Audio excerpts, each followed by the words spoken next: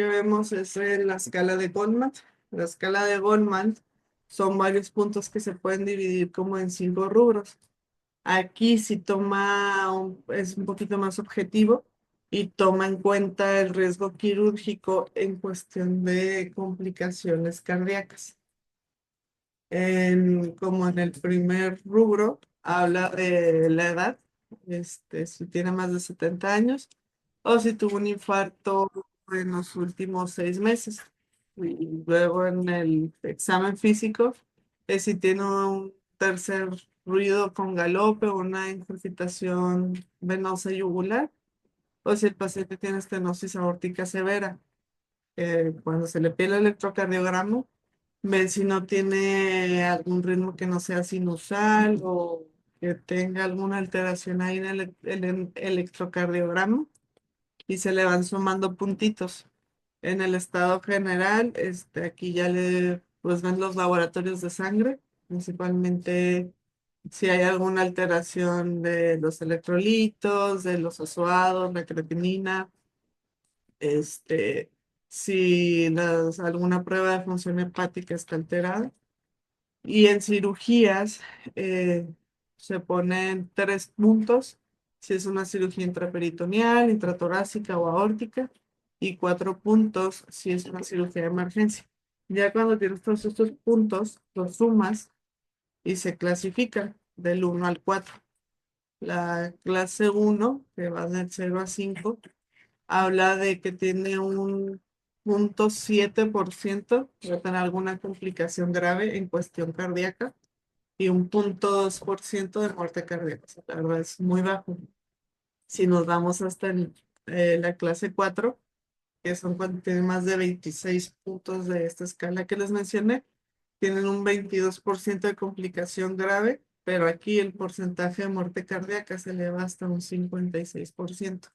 Entonces nos sirve el Goldman más que nada para pues, las complicaciones cardíacas que vemos en los pacientes. Hay otra clasificación que esta nos ayuda más como para saber la capacidad funcional del paciente, que es la evaluación METS. Mm, La evaluación METS considera 12 preguntas. Un MET es un equivalente metabólico de la tarea, según sus siglas en inglés.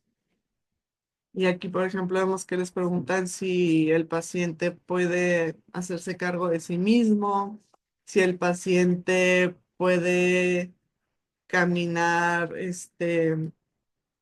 adentro de la casa, si puede caminar más de 2 cuadras o subir unas escaleras, si puede correr una distancia corta, si puede, escalar o caminar una pendiente, ajá, perdón, sin parar. O sea, son más bien como preguntas pues sí, de su capacidad funcional. De hecho, también una de las preguntas es si pueden tener relaciones sexuales y a ellos responden sí, no. Por cada sí es un MET. Cuando tienen más de 4 METs, significa que no es necesaria que hagan alguna evaluación cardíaca invasiva adicional, como un ecocardiograma ni nada de eso. Si tienen menos de 4 METs, entonces sí es necesario que los pacientes vayan con un cardiólogo a que le hagan algún estudio, a lo mejor una prueba de esfuerzo, un ecocardiograma o ver qué está pasando con esta capacidad funcional.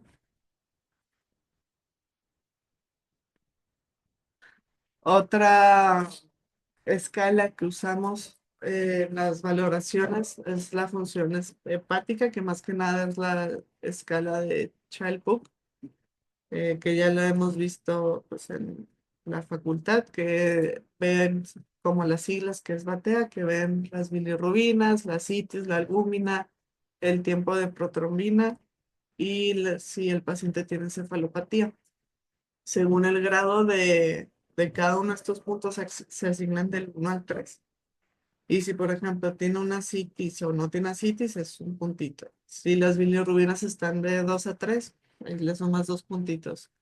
Si el tiempo de protrombina o el INR están mayor a 6 o mayor a 2,3, ahí le sumas 3 puntitos. Si el paciente tiene encefalopatía o no, le va sumando también dependiendo del grado de la encefalopatía. Una vez que tienes, pues, los puntos, los sumas y se dividen en clases en ABC, según los puntitos que haya tenido. ¿Esto para qué nos sirve? Nos habla la escala de Child-Pugh, nos habla del riesgo de mortalidad que puede tener un paciente durante la cirugía. Aquí hablando de valoración preparatoria, ¿verdad? No hablando de un paciente internado. Un paciente Child-Pugh A tiene una mortalidad durante la cirugía de un 10%. Child-Pugh B es del 30% y el Child-Pugh C sí aumenta entre un 76 a 82%. Entonces también esto nos sirve en pacientes que conocemos que tienen cirrosis hepática. Hay que pedirles o bueno, sacarles el Child-Pugh para nosotros poder ver cuál es el riesgo de mortalidad. Si vemos que ahorita está en un Child-Pugh C y la cirugía se puede pues retrasar un poco para mejorar las condiciones, pues es recomendado hacerlo. Disculpa, ¿crees que puedas regresar a la de las Mets, por favor? Sí, O sea, lo que tú estabas diciendo es que estos de capacidad funcional, cada sí era un punto de Met. sí, es un punto de MET. De hecho, ese punto después lo tiene, eso lo usan más pues en anestesiología y medicina interna, porque cada punto aparte lo tienes que, o sea, los sumas y luego los multiplicas según una constante. Cada constante varía mucho y luego ya esa constante la divides entre todos los METs, que son 12 y luego ya ellos sacan ahí sus ecuaciones para ver si hay algún riesgo como de su capacidad funcional. Pero también menciona que como a grandes rasgos te puede decir nomás que es un punto cada uno y si tiene más de 4 ya no es necesario que le hagas alguna intervención pues cardíaca invasiva para ver si tiene alguna otra cosa el paciente. Sí, porque como yo tenía entendido, las METs son como la capacidad funcional de cómo se desarrolla. Por ejemplo, estoy viendo que hay una pregunta o de las que más o menos me acuerdo es si tienes relaciones sexuales. Y tú lo que comentas es que si dice sí, es un punto. Entonces, tengo entendido, digo, depende de la intensidad de las relaciones sexuales. Las relaciones sexuales consumen de 3 a 4 METs, más o menos. Y ya lo de tenis, subir 2 pisos de escaleras y sin parar, puedes consumir, ya te habla de una capacidad como de 7 METs.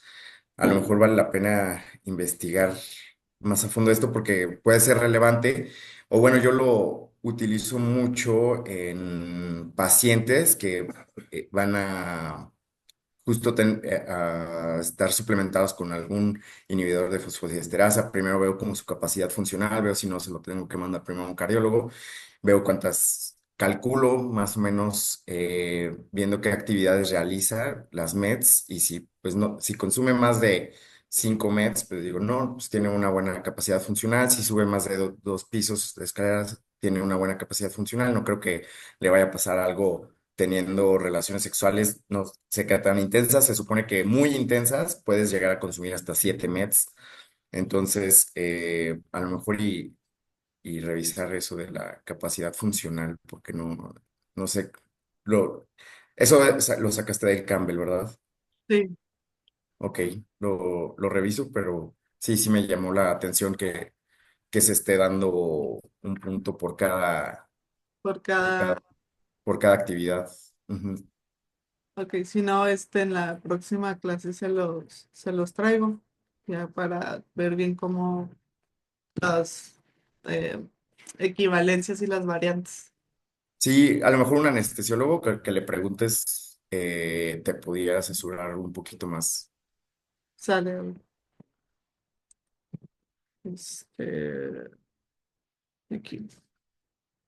Otro factor que hay que considerar son los pacientes de edad avanzada. ¿Por qué?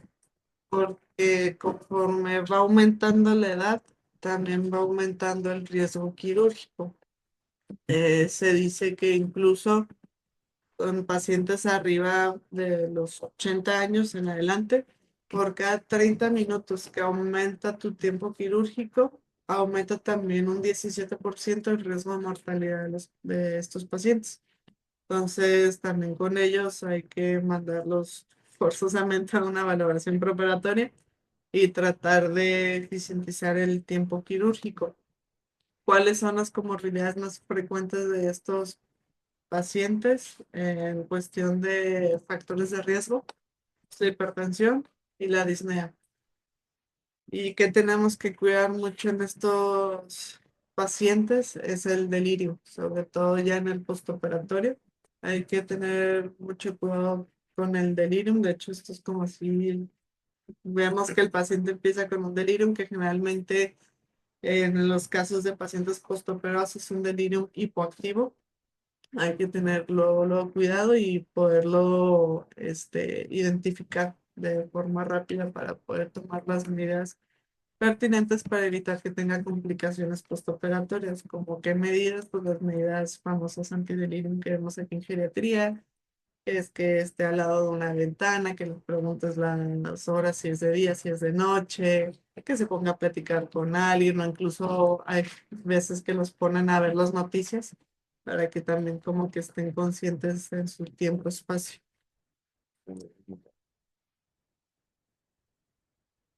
Otros pacientes que hay que tener cuidado, pues es las mujeres que están embarazadas. Aquí más que nada es por la cuestión de la radiación. Las mujeres embarazadas que nos van a llegar generalmente a urología son pacientes que tienen algún cólico renal o que ya tienen una historia de litiasis o que en el ultrasonido, que sabemos que no es lo ideal, pero que en el ultrasonido se ve a lo mejor litos en el riñón. Esos son los tipos de paciente que vamos a ver. No se recomienda como tal que se le tome tomografía a estos pacientes por el riesgo de radiación que tiene el feto o el bebé, aunque ya vimos que el feto está en su como máximo apogeo de riesgo de radiación desde la implantación hasta las 15 semanas de gestación. La dosis que necesita un feto para tener alguna malformación son de 10 centigrados. Un ataque simple solo te da 1 centigrade y una píldora intravenosa es 0,3 centígrados. Si vemos, la verdad es que el riesgo pues es muy bajo. Pero de todas formas, en las guías recomiendan que no le estemos tomando tax a las embarazadas, de preferencia. Bien. Sí, nos han llegado pacientes taqueadas del materno, pero bueno. El chiste con estas pacientes es retrasar la cirugía lo más posible que se pueda. Por ejemplo, si te llegan por neuronefrosis, cólico renal, pues después por un doble J, pero la cirugía definitiva se trata de retrasar. ¿Por qué? Porque en cuestión de anestesia, en el primer trimestre el feto está como muy expuesto a efectos teratogénicos gracias a los anestésicos. Y más adelante, en el tercer trimestre, la mamá, gracias a la anestesia, está en un mayor riesgo de tener algún parto prematuro y por la anestesia también hay un menor flujo sanguíneo de la placenta. Y si hay un menor flujo sanguíneo de la placenta, hay cierto grado de hipoxia a los tejidos del bebé y eso también puede afectar al bebé. Entonces, por eso se trata de retrasar. Si no se puede retrasar por X o Y razón, se pueden realizar estas cirugías en el segundo trimestre como una cirugía semielectiva. ¿Por qué? Porque en el segundo trimestre ya los órganos del bebé ya están más diferenciados y están como en su etapa de maduración y no hay riesgo ni de que haya alguna malformación teratogénica como en el primer trimestre, ni riesgo de un embarazo prematuro como en el tercer trimestre. Entonces, por eso se recomienda que si se van a operar, sea en el segundo trimestre.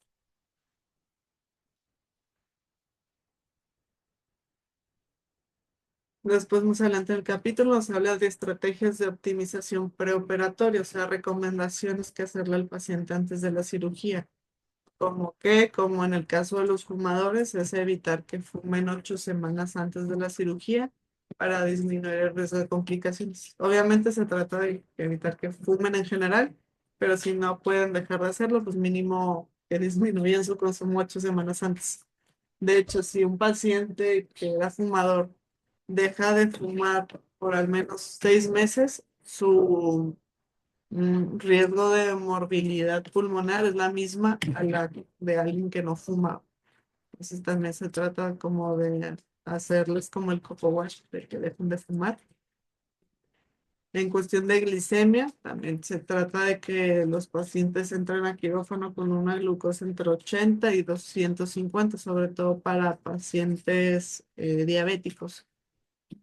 Aquí, en cuestión de los pacientes diabéticos, si son pacientes no insulino dependientes, o sea, que toman algún hipoglucemiante oral, se prefiere que lo dejen de tomar y en cambio se les ponga insulina de acción rápida porque es más fácil contrarrestar los cambios de la insulina en caso de que hagan una hipoglucemia o también si están con una hiperglicemia, pues es más rápido todo con la insulina de acción rápida.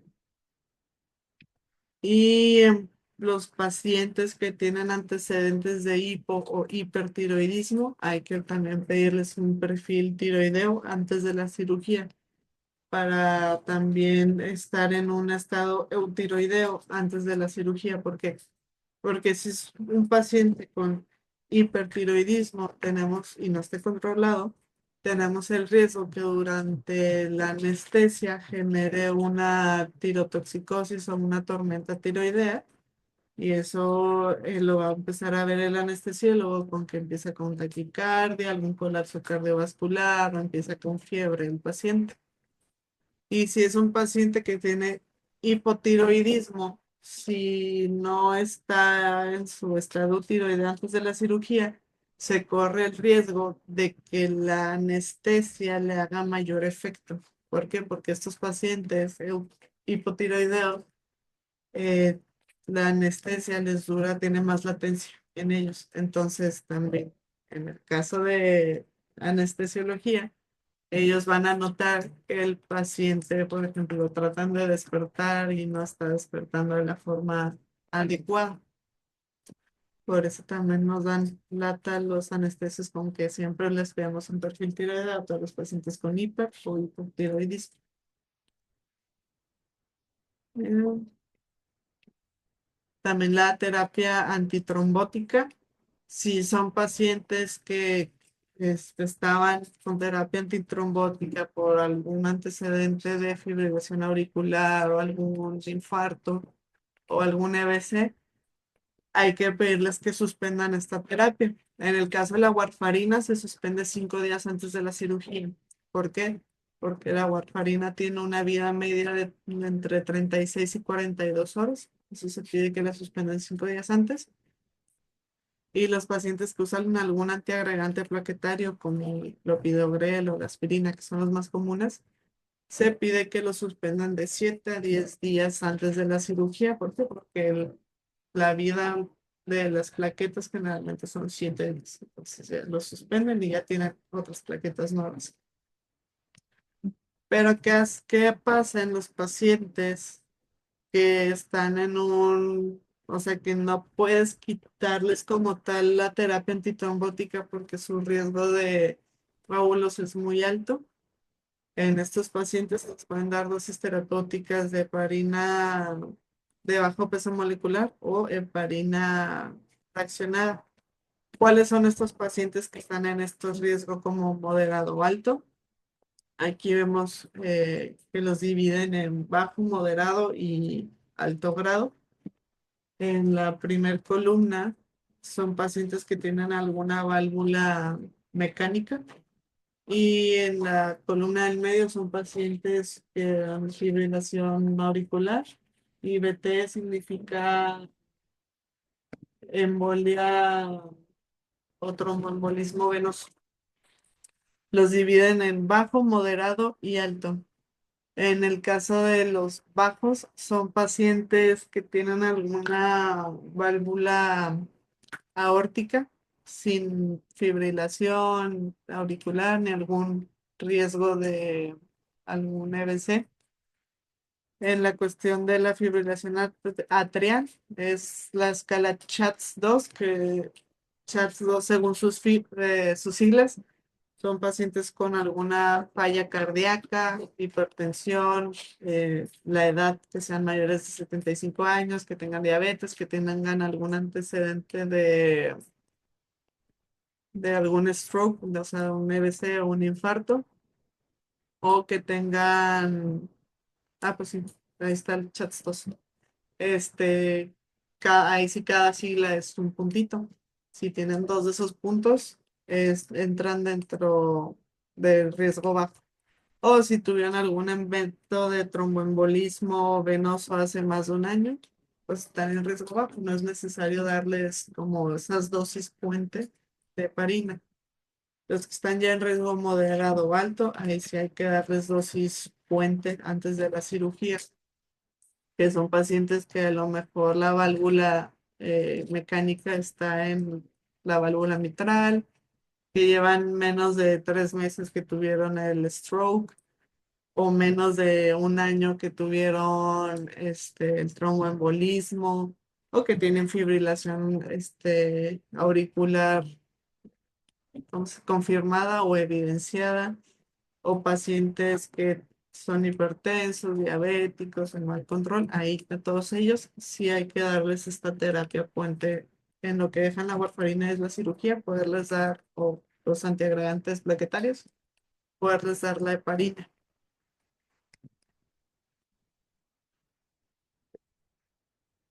Ahora, preparación intestinal. Se tiene que hacer preparación intestinal. Oye, Mariel, Mande. en ese tema que estás ahorita hablando del uso de aspirina y antitrombóticos y anticoagulantes, también es bien importante porque al menos ya me pasó. No sé si a ustedes les ha pasado también, ¿no? O a los demás eh, colegas.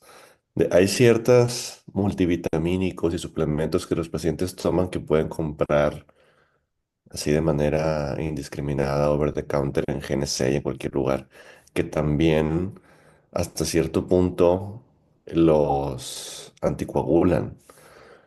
Y ya nos me pasó una vez, o no sé si más veces me ha pasado, pero una que sí tengo bien identificada, que el paciente tomaba un montón de suplementos por decisión propia y un RTU sangró, pero sangró machín. Y el paciente resulta que tomaba un montón de cosas. Y luego, tocando el tema con otros anestesiólogos y otros especialistas, incluso neurólogos, también están pidiéndole a los pacientes que desde una semana o más antes dejen todos los suplementos que están utilizando. No sé si alguien sepa un poquito más al respecto de eso. Yo he escuchado que si no me Cúrcuma. equivoco, el cúrcuma o el ginseng, creo, no me acuerdo si es el ginseng, igual lo investigo, que también te aumentaba el riesgo o sea, que te alargaba los tiempos de población. No me acuerdo si es el ginseng, pero se los investigo. Sí, creo que son esos dos, el que dijo Chuy y uno de esos que dijiste tú. Sí, alguna vez vi un artículo de suplementos comunes que alteran la coagulación y sí mencionaban esos. También creo que el ajo, gente que usa suplementos de ajo, no el ajo king, que ese ya sabemos que está prohibido por la COFEPRIS y todas esas cosas, pero ajo y otros productos naturistas lo hacen. Eh, yo también les pregunto intencionadamente si consumen algún suplemento que no estén mencionando o algo naturista y si se lo suspendo también, porque también pueden irse al lado contrario, hacer un efecto trombótico, también está bien establecido, que se pueden ir hacia el otro lado y propiciar un evento tromboembólico. Sí, exactamente. Entonces a lo mejor eso no lo tenemos bien identificado porque pues no vienen los textos como tal en el Campbell. pero creo que sí valdría la pena que a lo mejor de aquí a mañana investigaras así rápidamente cuáles son los elementos que pueden alterar la coagulación de un paciente. Y es bien común en nuestra sociedad, en nuestro país, que los pacientes lo consuman y desde bien jóvenes. O sea, yo no lo hacía la realidad hasta que me salió ahí este paciente que les comento hace unos meses. Este, pero a todo mundo que voy a operar le hago una énfasis en qué está consumiendo, porque te vas a dar cuenta que pacientes bien jóvenes que vas a operar de vasectomía, también mucha gente que consume un montón de cosas, de manera indiscriminada. Entonces, eso es bien importante también. Sí, se los traigo en la próxima clase, todos los suplementos. Y Este, también ahí en el metro, pues ahí pienso que con mayor razón mucha gente consume un montón de cosas que creen que son curativas y pueden luego tener problemas, ¿no? el pelo de lo Barbas ahora. Barbas del... Sí.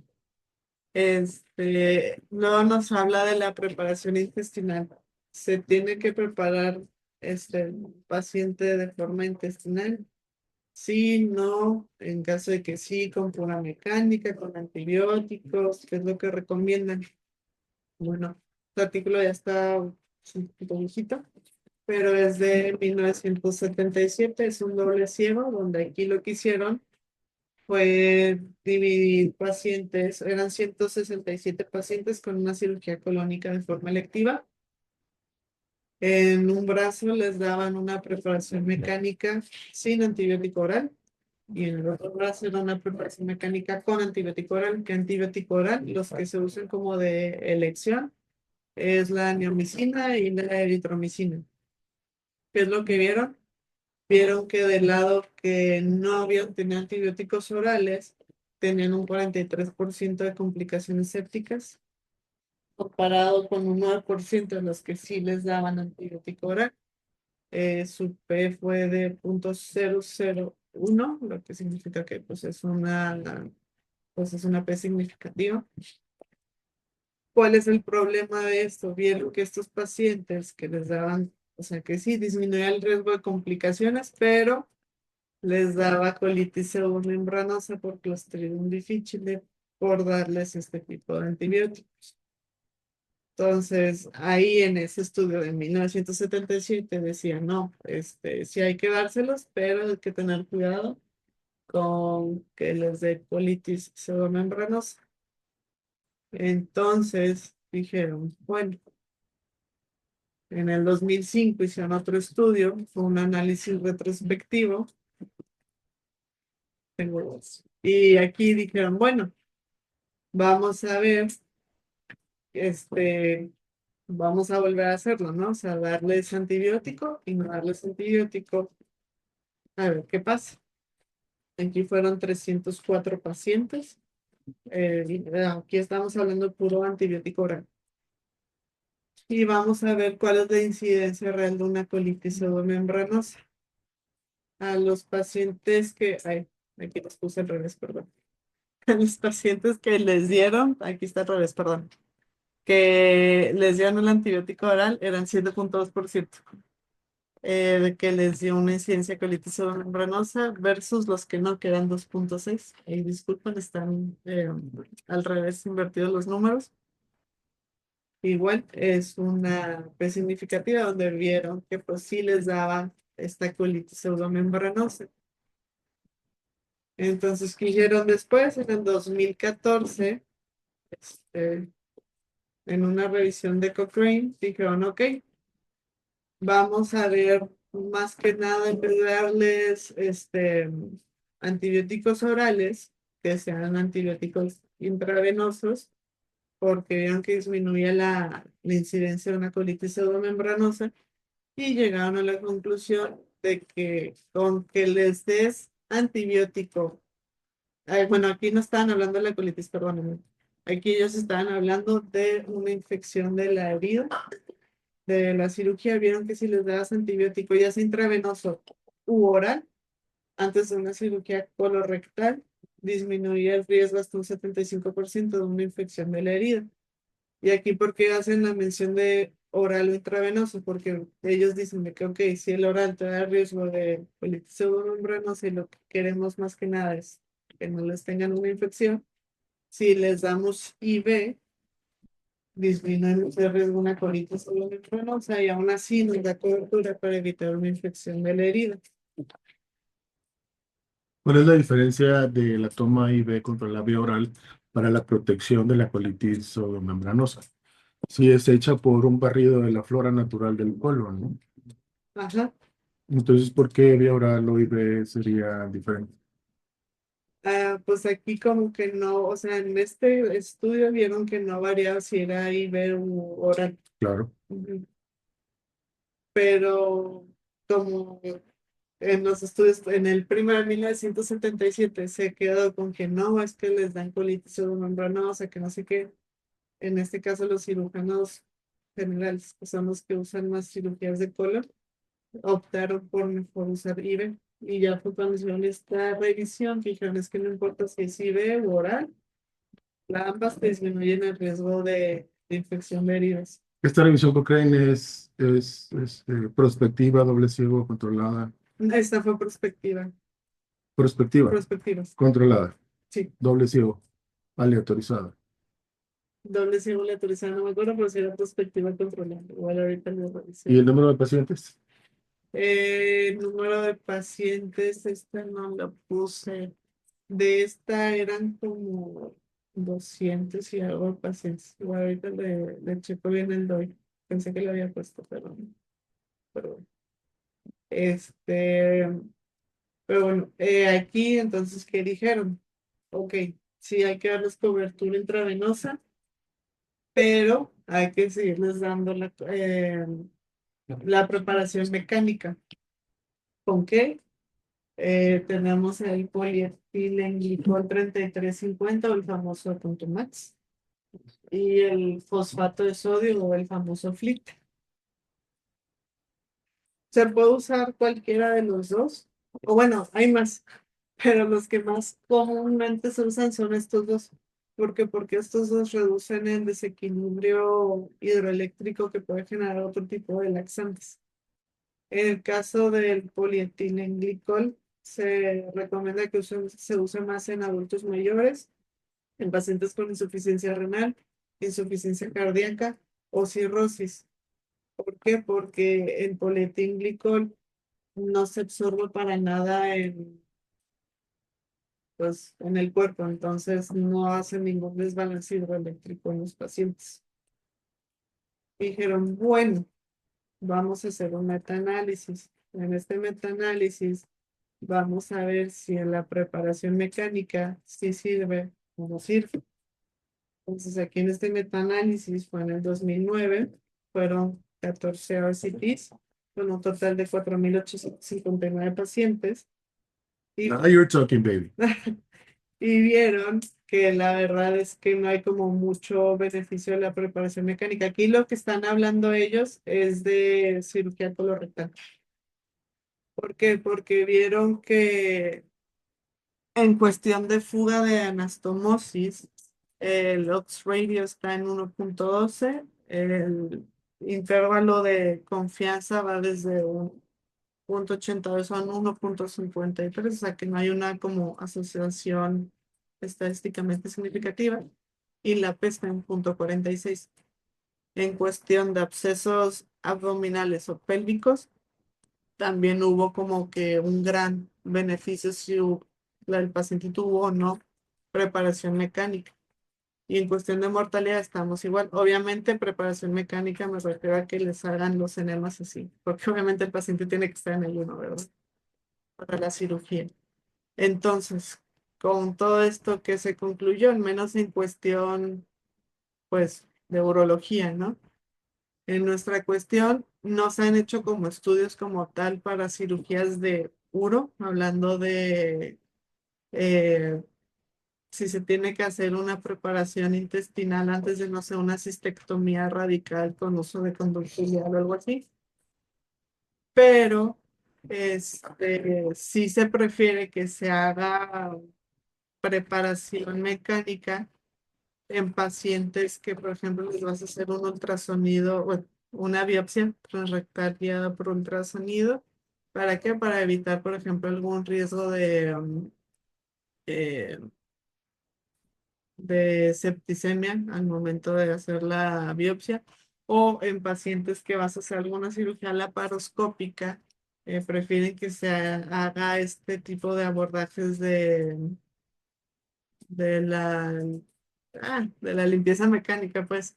¿Por qué? Porque mencionan que cuando les das ya la posición y todo al paciente, por ejemplo, que vas a operar el riñón en una laparoscopía, como no hay nada en teoría en los intestinos, pues estos están más delgados, es más fácil que no te estorben en la cuestión de estar incidiendo y es más fácil que los puedas desplazar, ya que pues ya se hizo la... Esa información que acabas de comentar, Mariel, esa información que acabas de comentar, ¿de dónde la obtuviste? O sea, porque si hay recomendaciones, lo que dijiste de las biopsias, sí Ajá.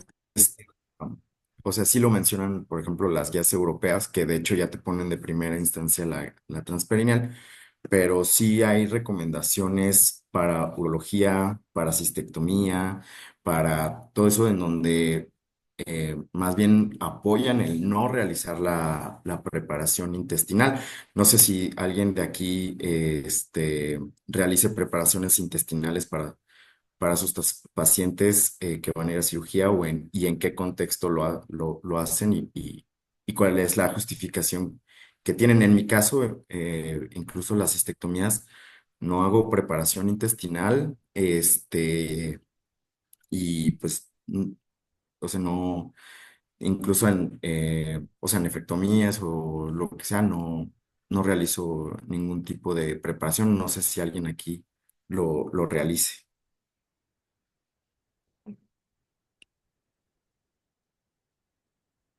Y no, o sea, como tal, no es como que te digan si hay que hacerlo o no hay que hacerlo, esto ya es como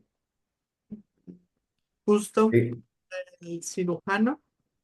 Nomás si mencionan eso de que dicen así como que, ok, en la laparoscopia, los cirujanos que hacen laparoscopia, pues a veces lo recomiendan para que tengan como mayor exposición, pero no es como que haga algún cambio significativo. Y igual en las biopsias transrectales, sé que ahorita lo más abogado es la transperineal, pero hablaba de las transrectales, que tampoco es como que hay a fuerzas se tiene que hacer o que se recomienda que lo hagan a fuerzas, ¿no? Pero pues sí se sugería que hay algunos urólogos que prefieren hacerlo pues para evitar algún riesgo de septicemia. Pero en conclusión es como que así que te ayude mucho alguna preparación mecánica, pues la verdad es que no es tanto así como el beneficio.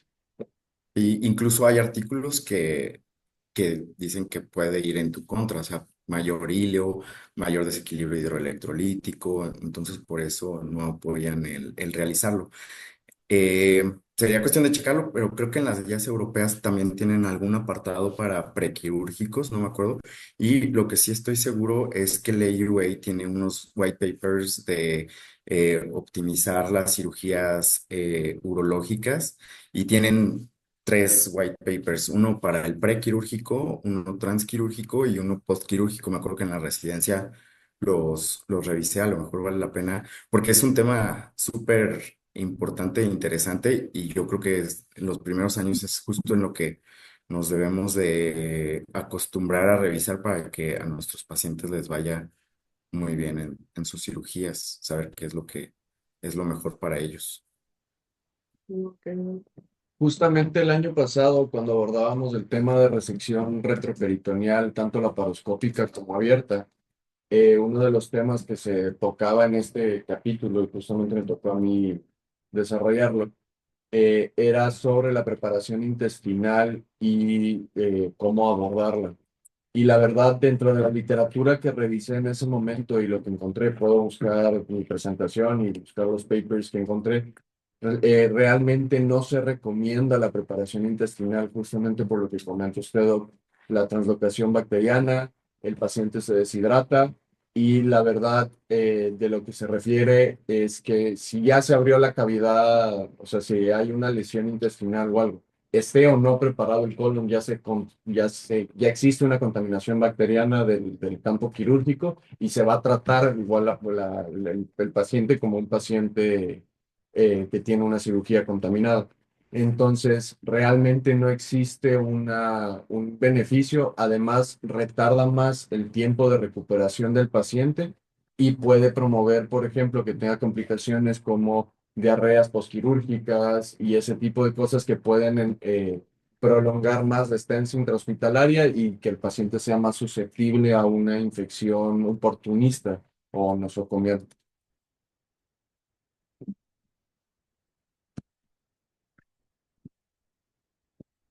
Gracias.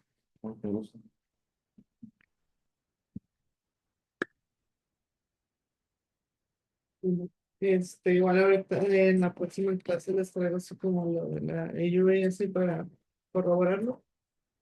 En cuestión del ilio, que es algo que tenemos que también ver en estos pacientes postoperados, es relativamente común, incluso como normal, entre comillas, que los pacientes tengan cierto grado de ilio en el postoperatorio.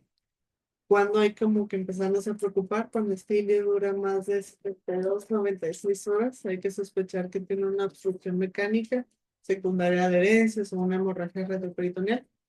Lo más común es que sean pues adherencias, que es lo que se recomienda en estos pacientes antes de hacer algo invasivo como algunas semanas o gastrito o algo así. Se recomienda incluso masticar chicle o mascar chicle. ¿Por qué? Porque el mascar chicle hace como una alimentación simulada y eso mejora el tracto gástrico. Y eso.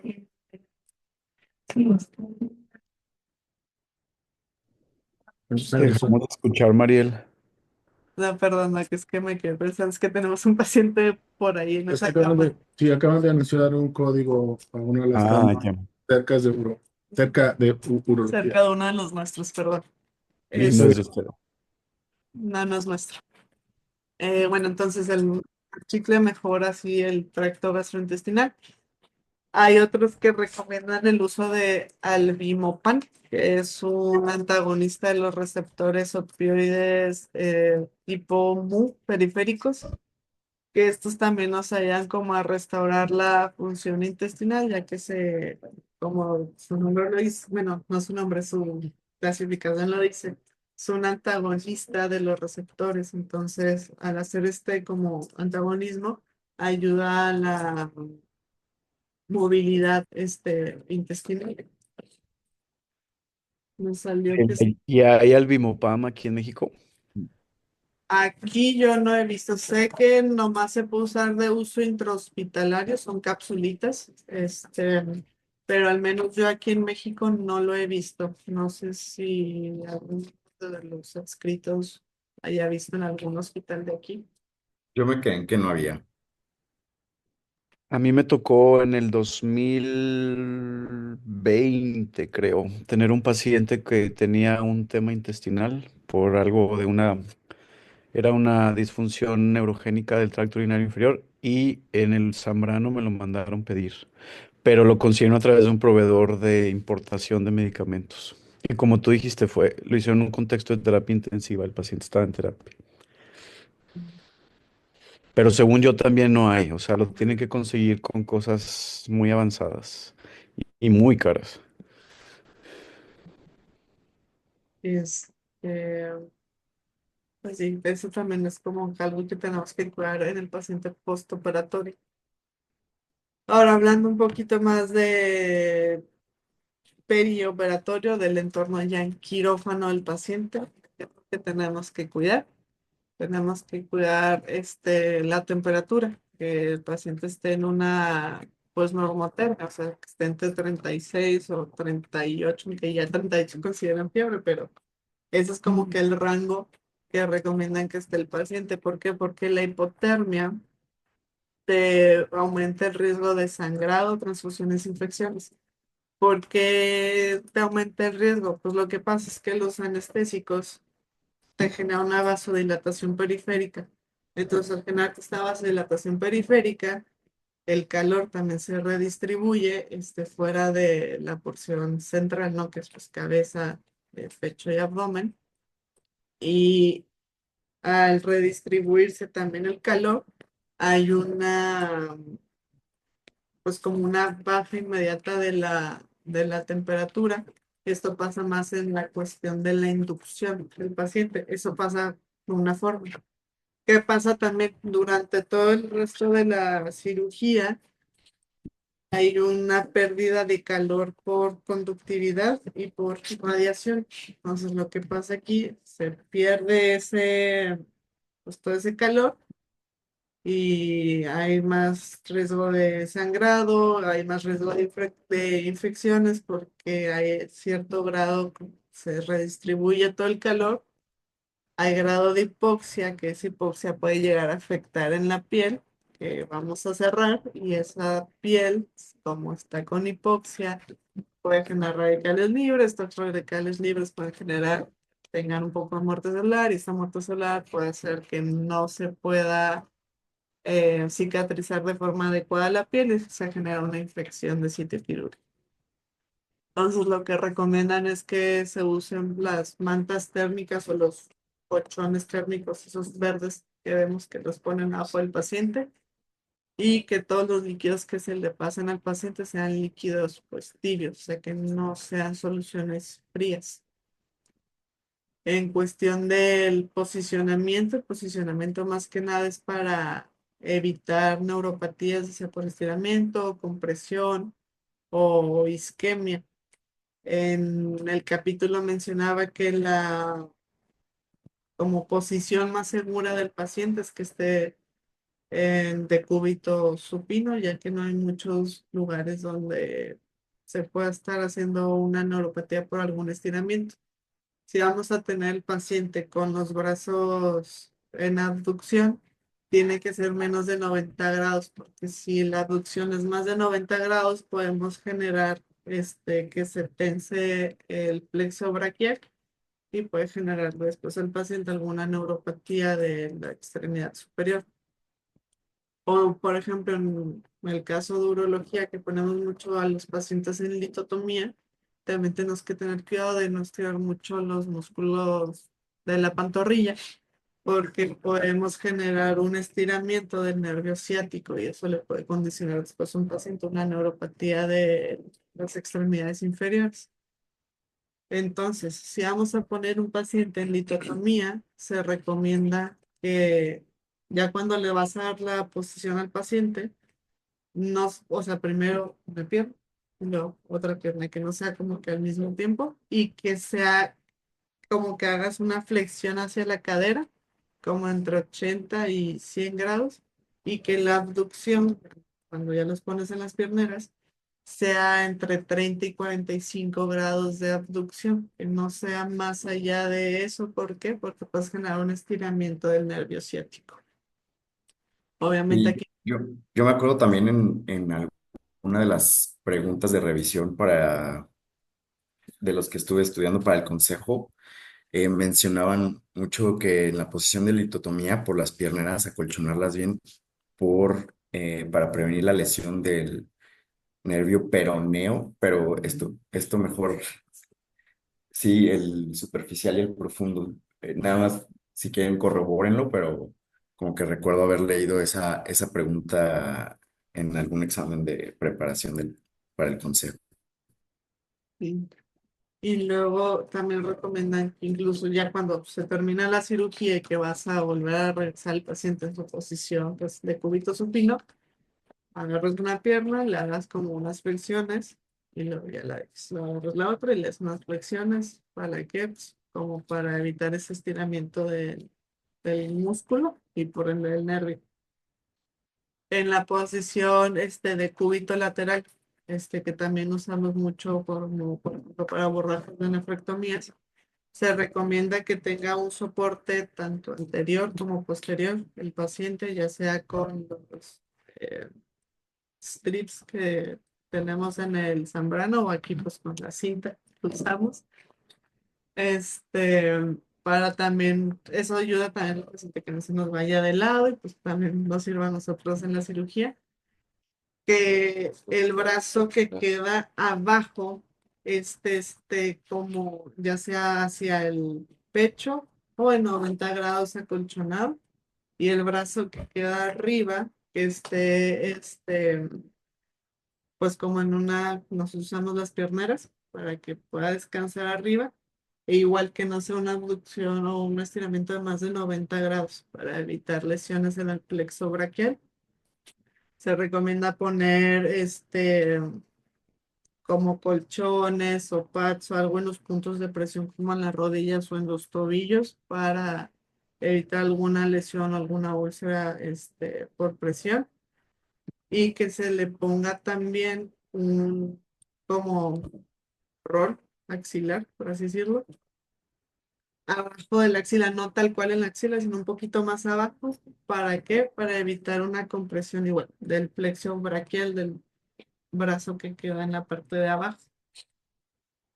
Y pues para nosotros nos sirve para dar un poquito más de flex y tener más exposición al sitio que vamos a operar. Si quieres, vamos a tenernos aquí, Mariel, porque son las 7:58. Ok. No sé si alguien tenga algún comentario.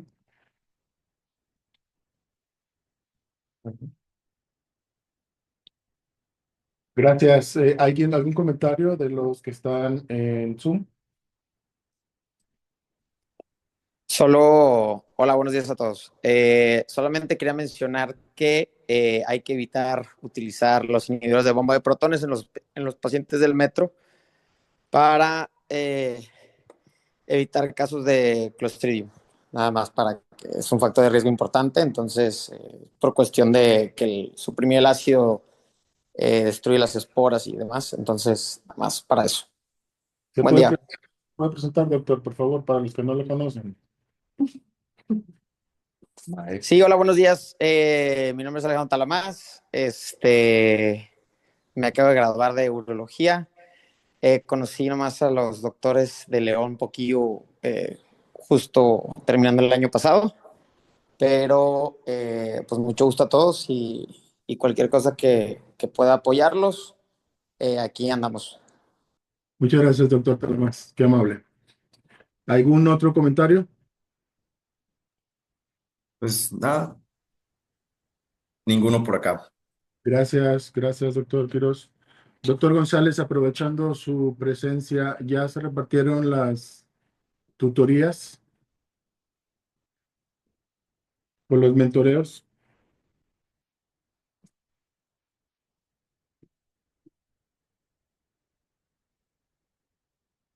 Ya lo perdimos. Ok, bueno, es una pregunta que ahorita le hacemos. Muy bien, pues muchas gracias por su presencia. Muy buena clase, Mariel. Muchísimas gracias. Nos vemos el viernes. Yo no sé. Gracias. Hasta luego, bonita semana. Bye. Igualmente.